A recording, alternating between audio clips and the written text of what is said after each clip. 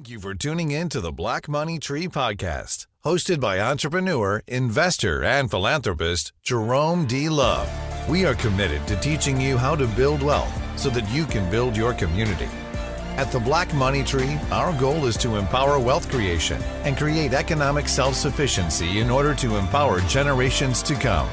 Society grows great when old men plant trees whose shade they know they shall never enjoy. Powered by Wells Fargo Bank. Welcome to the Black Money Tree Podcast. Welcome to Season 2 of the Black Money Tree Podcast. I'm your host, Jerome D. Love, the founder and president of the Texas Black Expo, author of Closing the Wealth Gap, and we're really excited about this initiative. We're really excited about this movement because our goal is to help you to build wealth because we know that that's critically important in building our communities in our own neighborhoods. Today's discussion, first off, let's say our belief at the Black Money Tree that there are two primary ways and easier ways, in my opinion, to build wealth. That's entrepreneurship and real estate. Real estate is one of the oldest commodities that there is. As the saying goes, they're not building any more land. They're not going to have any more land. So you need to own some real estate.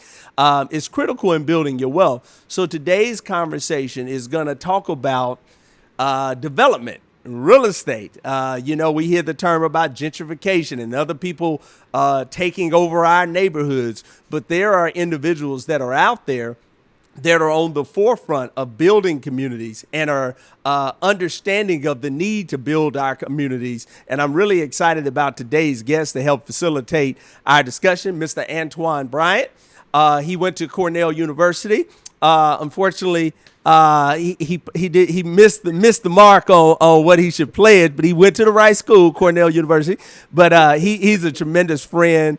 My brother, I've known him since undergraduate. I was an undergraduate. He was in grad school at the University of Texas at Austin. He's recently taken on a new role as, I'm probably going to mess it up, so I'm going to let him clear it up, the Director of Housing and Planning and Development for the city of Detroit, and tremendous entrepreneur, an architect by trade, but really doing some amazing things for the community. And I really wanted him to be here to kind of just talk about how he is helping to plan and develop the city of Detroit and how he's conscious about the wealth creation for all communities. So please help us and welcome you, Mr. Antoine Bryant. Antoine, welcome to the Black Money Tree Podcast. Jerome, thank you for that introduction. It's a pleasure to be here with you on the Black Money Tree podcast. Very excited. As you noted, I have been here now in Detroit for a little over a year, serving as a Director of Planning and Development for the city of Detroit. I worked side by side with our housing team, but are aggressively looking at how we grow the city, but especially with the residents that are already here. Oftentimes, and I'm sure we'll get to it a little bit later, people are often concerned about other people buying real estate, buying dirt that coming from outside, and we're laser focused on trying to ensure that Detroiters get the first opportunity to purchase in their neighborhoods that they grew up in and have longstanding roots in. So I'm very excited to be a part of that. Well, wonderful, wonderful. Well, we're excited about your new position, and I'm really excited about all the things that you're doing and the opportunities that you're opening up for so many people. So let's go back. You're in Detroit now. We met in Austin. You lived in Houston, yep. But you're from Brooklyn. So let's talk Born and raised, Brooklyn, New York. Let's talk about growing up in Brooklyn. How were you raised in terms of wealth development? And I know we've talked before. I believe you were in that, I don't know if we want to call it the sweet spot, but when there was the nice neighborhoods and then that crack epidemic hit and you had to kind of switch. So talk a little bit about your upbringing and how that shaped you in the way that you operate in your role today. No, absolutely. I tell people, arguably I'm the same age as hip hop, right? It's been talked about that hip hop was born in New York City on August 11th of 1973, and I was born on September 14th. And grew up in what many refer to as the projects, which was then just working class, right? People had jobs. Some people were homeless, but as every black neighborhood you remember. But I remember definitively when crack came to the neighborhood and everything changed. And that's when you heard literally shootouts happening on a daily basis. That's when you saw crack vials on the streets and in the staircases. That's when you saw people nodding out all over the place. And it changed the tenor of the neighborhood that I grew up in. That was like many across New York and across the East Coast. And I remember asking my dad when I was in fourth grade, we had that project that we probably all had about what do you want to be when you grow up. And I asked my dad, I was like, hey, I want to change where we live. How do I do that? What kind of job should I have? At the time, my dad said you should be an architect. That changes where we live physically. And so I had the opportunity. He introduced me to a black architect, which changed the game. And I know you've talked about this, and you and I have talked about this several times. Representation matters. The ability and the opportunity for me to meet a black architect at the age of 10 really left an indelible impression upon me. And he spent the whole day with myself and my buddy Kenyatta talking about how to build homes. When I had the opportunity to go to Cornell, starting in architecture, it really talked about individual buildings, but they weren't talking enough about the environment where I lived and how we got there. And that's when I got introduced to the concept of urban planning, which really looks at all of the factors that go into how communities come to be. And so many of the things that people are talking about right now, like gentrification, like redlining, like zoning laws that can be restrictive to communities of color, I learned about those things when I was 20 years old, 19 years old, but they're not talked about enough, especially on the effects that they can have on the black community. No, that's good. That's good. Now, let me ask you this. Some people have, let's just say, some people said Barack Obama didn't do enough for our community, And I often say, well, you got to understand, he is a black man, but he is not the president of black people. He's the president of the United States of America. 100%. So 100%. while he may be sensitive to our issues, Sure. and he can do things to help us, he cannot, that's not his sole purpose. How, Correct. in your role, you are director of planning and development for the city of Detroit.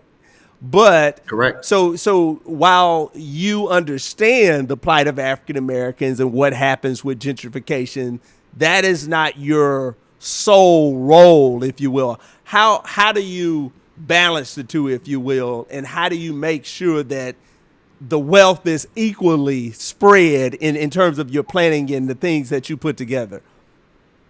That's a great question, Jerome. One of the things that's unique about the dynamics here in Detroit is that this is a city that currently is 79% African American. Yeah. Right. So by as a result of that, I have the unique ability to concentrate on Detroit residents, overwhelmingly whom are black. Right. So I can intimately think about and try to almost steer opportunities towards people that look like yourself and myself.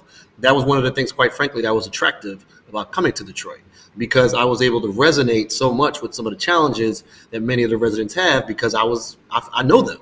One of the things that got me interested in planning, even while I was in college, was that so many of the decisions that affect our people are defined by either elected officials or by planning officials who are overwhelmingly have been white males for the last 60, 70 years. One of the ones that's most infamous and famous is Robert Moses in New York, and all the things that he did to define how black and brown people were shut out of certain neighborhoods and kept away in many respects from opportunities therein.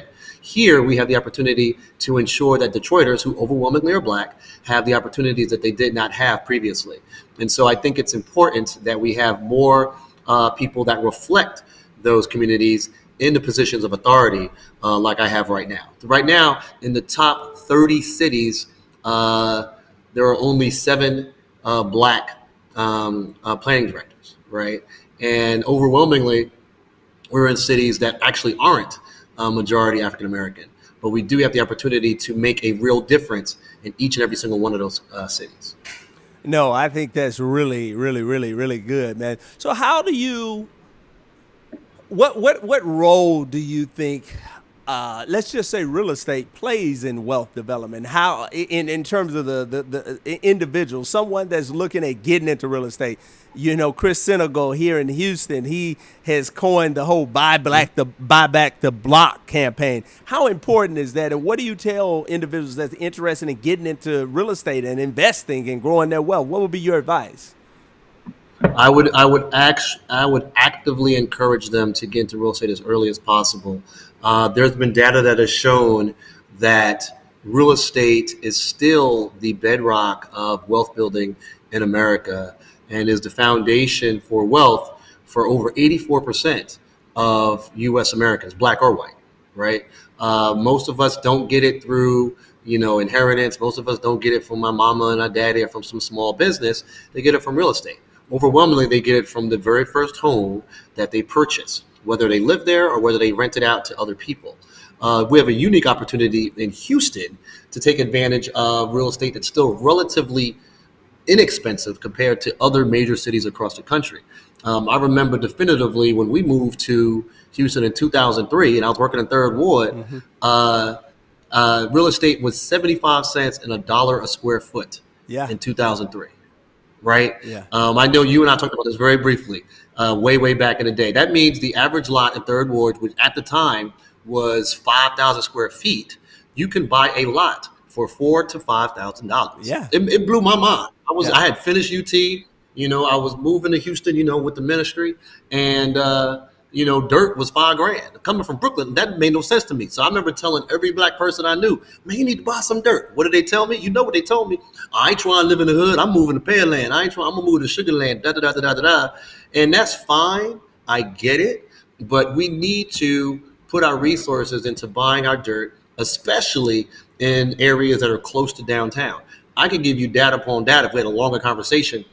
Most of our neighborhoods are always adjoining the major commercial areas because we were workers and we had our workers close to where the work centers were. What does that mean? Those neighborhoods are always going to be attractive. They are always going to turn. I can name you a dozen cities where that doesn't happen. But many of us will turn our back on the hood, right? Even though we still probably go to church there, we still go get our hair cut there, we still have all of our relationships there, but we won't buy there. And then what happens 5, 6, 10 years later, there's some white people that come in, they buy it up, and the prices ratchet up, and now we mad. Yeah, That's exactly what happened in Third Ward.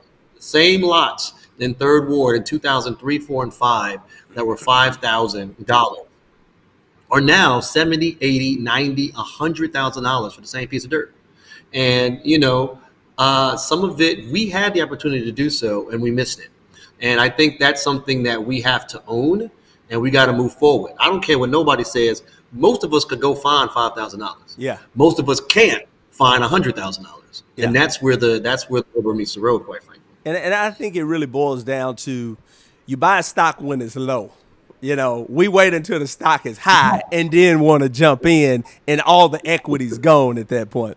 Let me ask you this. 100%. So you know a little bit about what I do in terms of my business. I have a number, but in terms of my real estate investment, my business model, I bought those houses at the tax auction in Houston, $10,000. I bought 2 lots for $6,000, which I built a couple of houses on a few years ago.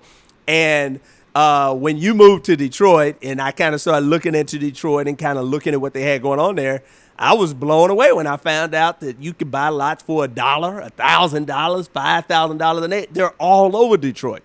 Now, I chose to primarily stay invested in Houston because you could buy the lot in Detroit for $5,000. House still got to be rebuilt, rehab, put $70,000, $80,000. You're in it for 80. It's worth 85 to 90. In Houston, the numbers are the same, but when it's done, the property that you bought for $10,000 put $70,000 in, so $80,000 in is worth 110. And there's drivers of the economy that's coming in where you could relatively say that 110 is going to be 115 and then 120. So it's growing. So the question is, what is driving Detroit's economy right now? So, because a lot of those houses that are $80,000, $50,000 have been that way for a while. Do you see? So, but also to your point, Dan Gilbert and a lot of folk that don't look like us are buying up all of Detroit. What are the opportunities that you see there in Detroit? So the opportunities do exist. One of the things that you referred to as far as $100, that's a program called our side lot and a neighboring lot program, which is actually targeted at residents, right? There were some policies put in place to aggressively ensure that we have neighborhood stabilization. And what that is that you live at 50 Smith Street, you've been mowing the lawn or taking care of the lot next door to you at 54 Smith Street for the last 5 years. You want to buy that lot to either put a home on it or to do whatever, we'll sell you that lot for $100. Boom. All you have to do is show that you own your home, you're next door to that one, and you get it for $100. If there is a lot that's on your block, but it might be, catty corner to you, it might be 2 doors down or around a corner, but it's a neighboring lot, not a side lot, we'll sell it to you for $250. So that we can have some level of wealth building and neighborhood stabilization. Those programs are growing. Residents are taking advantage of it. But the challenge has been, we also put into some of the policies with that is that there's an 18-month caveat that you must do something with it. The premise is we don't want people to buy the lot and then sit on it, and then you're just creating and exacerbating, which is a challenge in Detroit and quite frankly in many of our cities. So even if someone's coming from out of state, you have to be able to show the capacity to be able to do something with the dirt and not just hold it. That's either for an abandoned home or for that lot there as well. So there still is an opportunity. There are drivers in the community because, as you noted, Dan Gilbert has been very active in the space for now nearly 20 years. We have several billionaires who operate and have done a lot on the commercial side, but also because of the work that's happened in the last 2 or 3 years, the average home price in Detroit just crested $100,000 just a couple months ago. That's the first time in over a decade, right? Yeah. Now, I know the average sale price in Houston is twice of that, but Detroit has been dealing with underappreciation for so many years. For it to increase that well is something that they're very happy about. Additionally, and this has its pros and its cons, year to year, there's been a 30% increase between 2022 and 2021 in the average home value. So residents that are owning homes, whether your home was worth $40,000 or worth $400,000, on average, you're seeing a 30% increase just in the last 12 months. That's a fantastic opportunity where we're able to finally begin to see a right sizing of what the valuation of the homes are. And so if people can hold on to their homes, they'll be able to begin to see the value that had not been seen the last 5, 6, 7 years.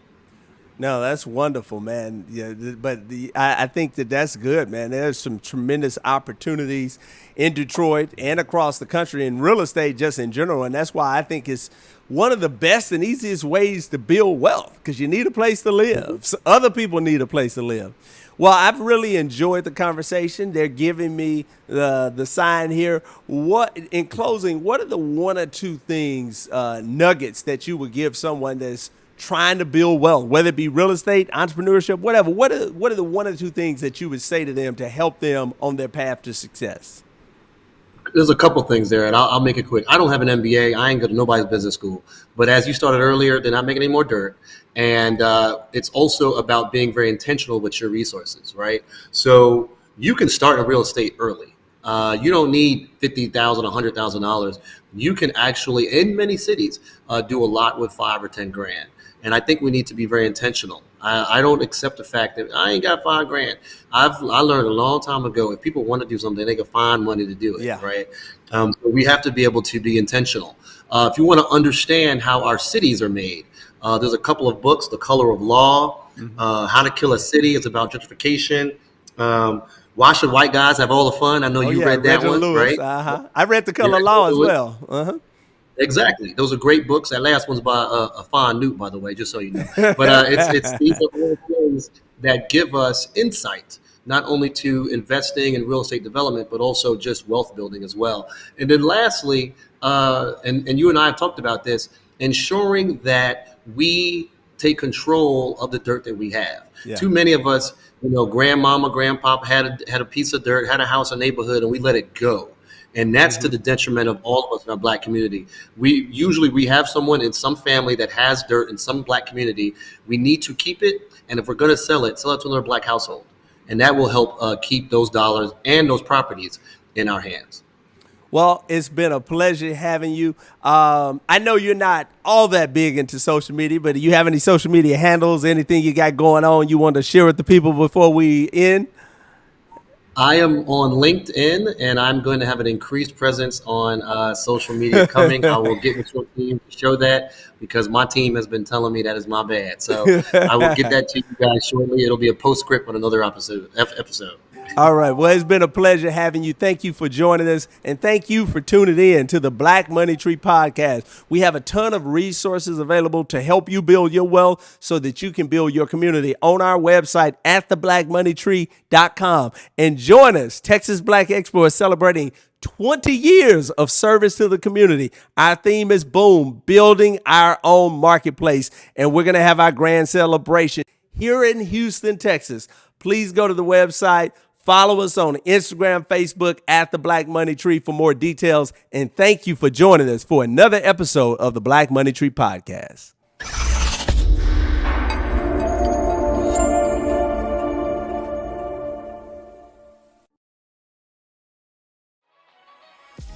Thank you so much for tuning in to the Black Money Tree podcast. Don't forget to like and share this video. And if you want more content like this, follow us on Instagram, Facebook, and Twitter. We'll see you next time.